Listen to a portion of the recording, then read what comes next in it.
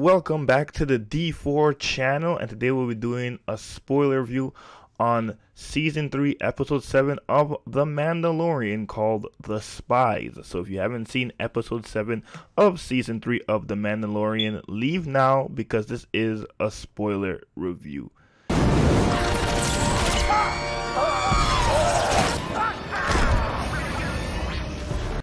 Now, what a banger of an episode this is. Coming off from the very fun Jack Black and Lizzo episode, we now go right into the mess with The Spies. And this episode, it's been confirmed what we expected. Basically, the woman, who betrayed Dr. Pershing, she is a spy for the escaped Moff Gideon. She reports to him in Coruscant. Also, I love, again, that we're in Coruscant.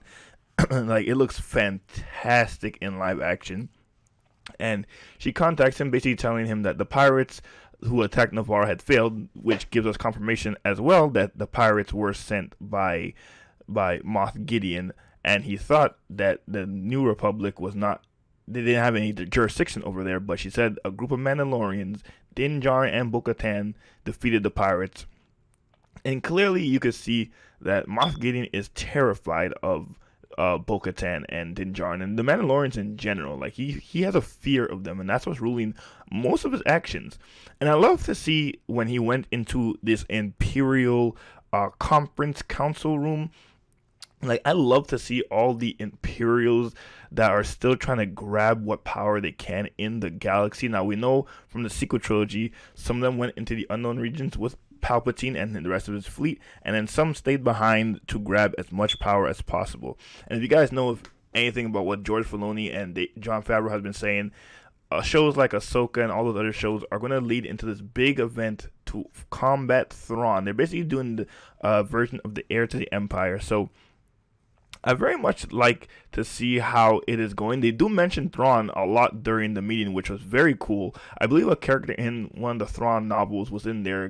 Captain Pelion, I believe his name was. He was in the council talking to Moff Gideon. Also, I love, because even if you didn't know they were related, I looked this up.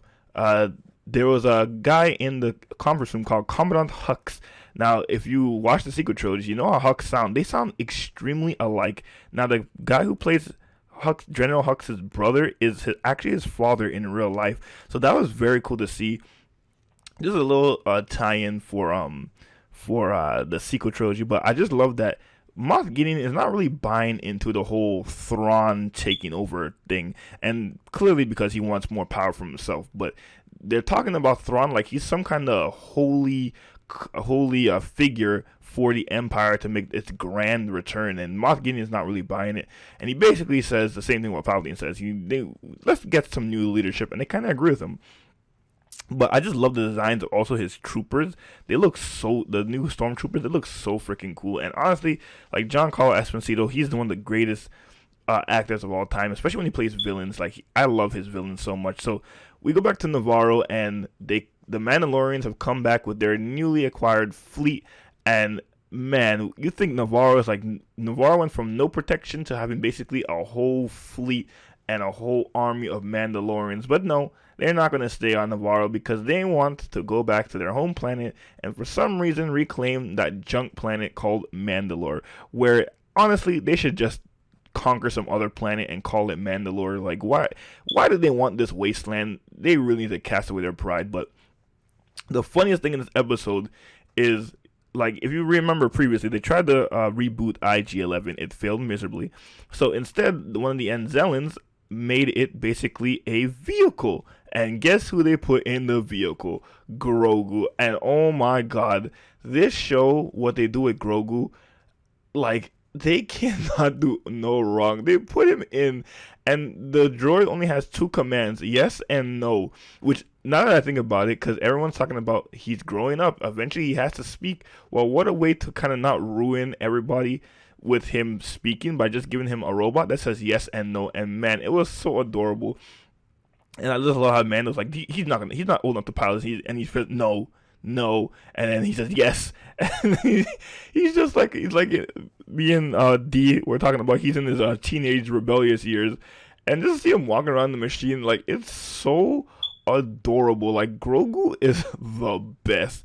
So I'm wondering if he could fight in that thing. I honestly have no idea if he could fight in that thing, but at least he has something more. I'm gonna assume more dangerous than that little crib he was flying in. But I just love to see the two different types of Mandalorians trying to get along. You got the cult of the Watch, where they don't take off their helmets, and you got Mandalorian. You got Bo-Katan's people who take their helmets off any chance they get, and they clearly do not like each other. But Bo-Katan and the armor basically says we have to unite.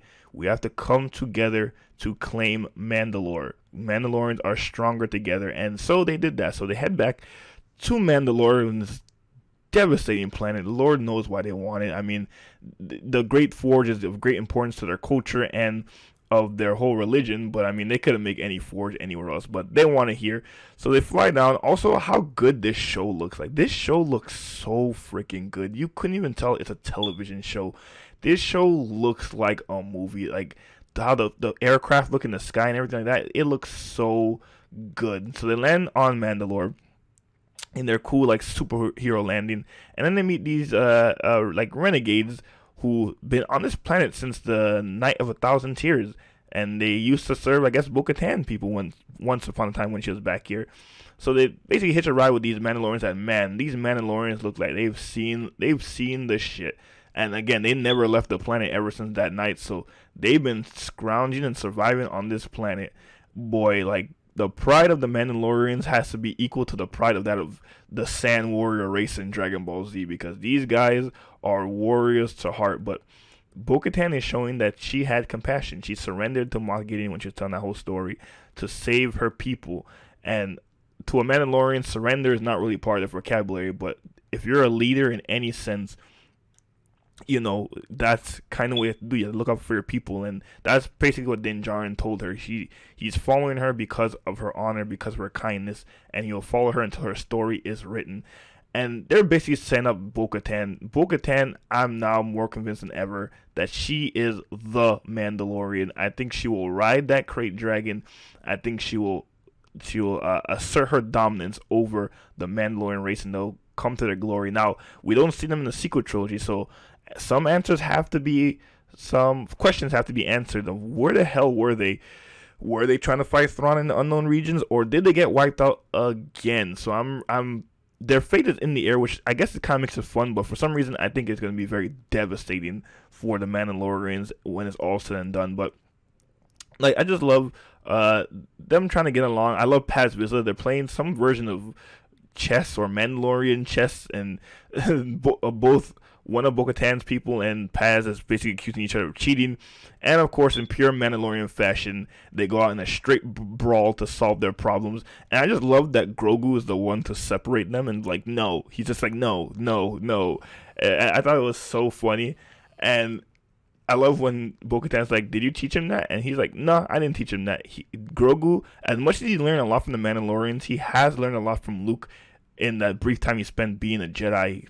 To solve your problems is not to fight, it's to help one another. So I just love that moment of showing that, hey, you know, his Jedi training hasn't been all lost.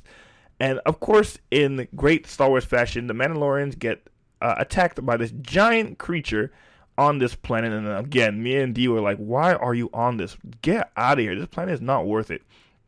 But clearly, the Great Forge is still active. And I just love the firefight that happens with the Mandalorians and Moff Gideon Stormtroopers. Those Stormtroopers' armor looks so cool. Like, I even pointed out when we were watching this episode, this is like a live action Clone Wars. Like, this thing is so good. I don't know how people are hating the Mandalorian, and if they're hating on the Mandalorian, there's no way they could hate this episode, because this episode was jam-packed with action stuff that's happening.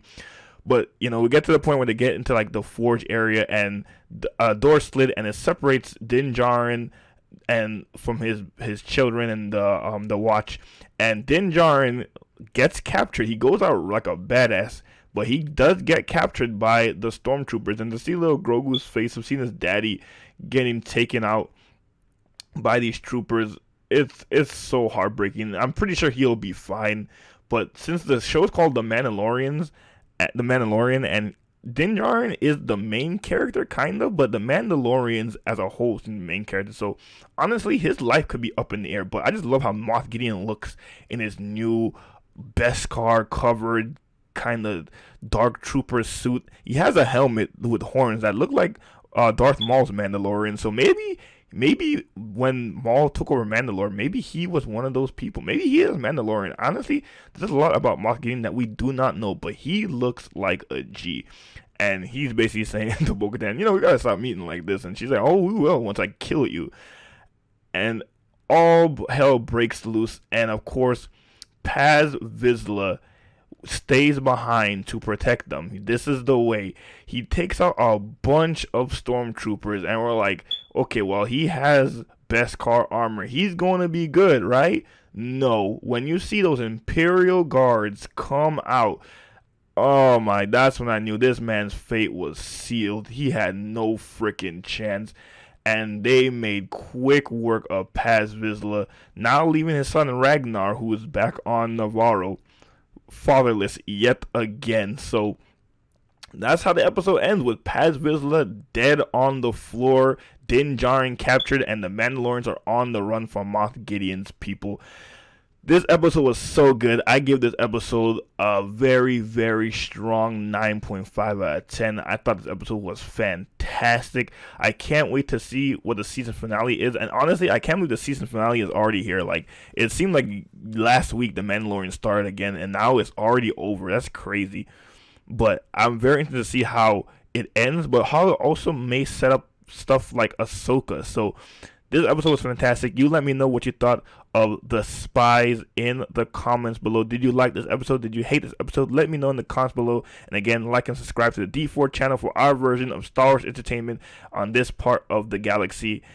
And from me and my partner D, may the Force be with you always.